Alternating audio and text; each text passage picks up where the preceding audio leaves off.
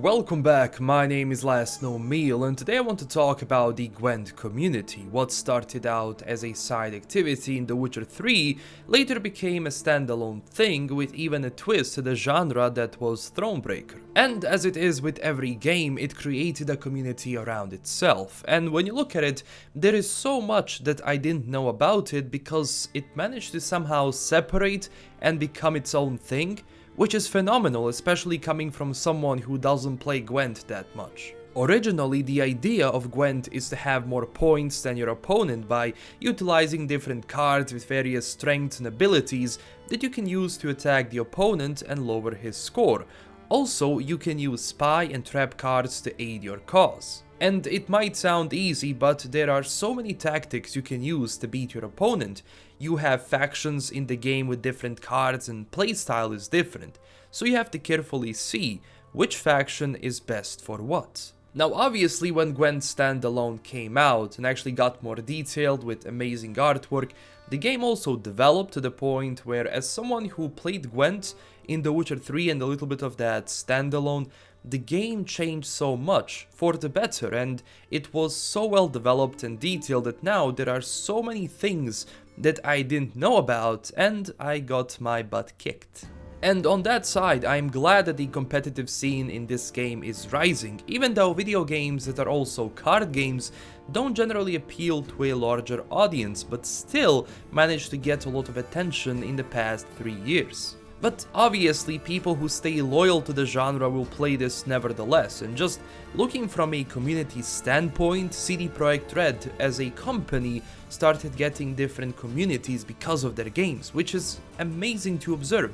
You have the Witcher community, Cyberpunk community, and you can consider GWENT to be a standalone thing, because their community is definitely strong, which lives in synthesis with the other two.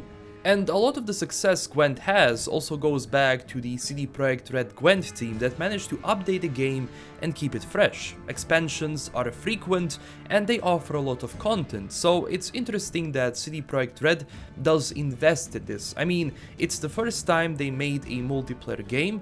It also serves as a test for their future projects. And besides various activities they offer every week, they also have different events, like for example the latest one, the Lunar New Year event, which is going on until February 7th, I believe, with various activities and things you can actually get as you play. And I never thought that such a dedicated community will form around this game.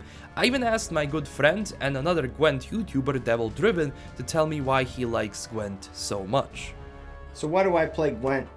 GWENT offers something for everyone that's a Witcher fan. First off, CDPR lives up to their motto of leaving the greed to others. GWENT is extremely generous in the free-to-play option. You don't have to spend a dime to play this game. They give you things every day, a daily reward system just for logging into the game. It has a prestige system where if you play the game more often, you gain levels and you gain ranks in that prestige system to where you can get more cards. It's incredible. It has a really great competitive scene where you can watch people stream, learn the game very quickly. And it has a forgiving D rank system, so if you do go on a losing streak, you stay in the same rank.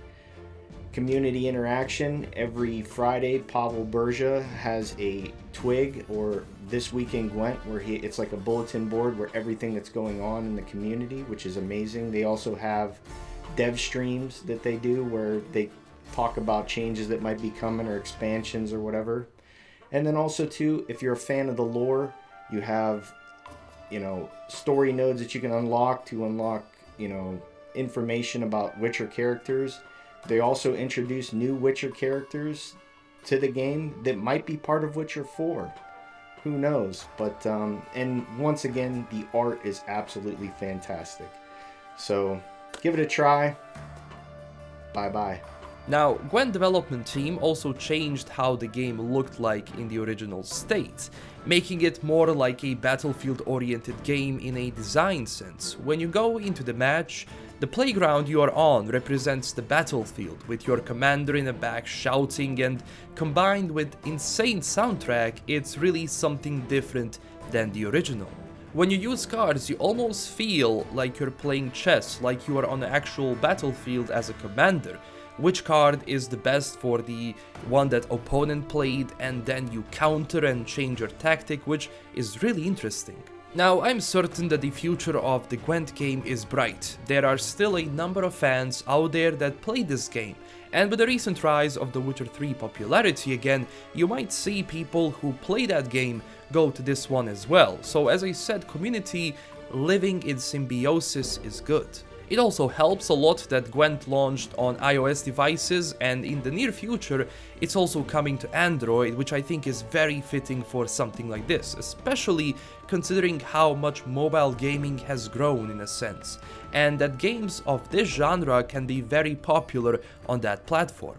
Now, Gwent was also available for consoles at a certain time, but due to not being able to support both PC and console version of the game, and also now that they're working on iOS and Android version, on December 9th, 2019, the support for consoles sadly ended, but users were able to copy everything onto PC, well, GOG.com, that can be also used on other platforms like mobile devices. Same account, different hardware.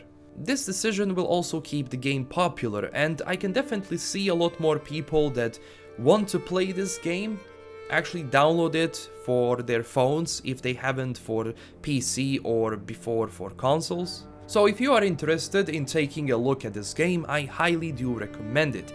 As I went in to record this video, I honestly had a lot of fun, even though I messed up while playing. But at the end of the day, it was fun, and the constant work of dev team combined with the community around them will keep this game alive. Who knows, maybe one day in the next Witcher game, Gwent will expand even more, or we will see something different. But this is everything I have for today. Don't forget to smash that like and subscribe button for more CD Projekt Red related content, and tell me down below what you think about this game. This is LKM signing out, and stay classy everyone.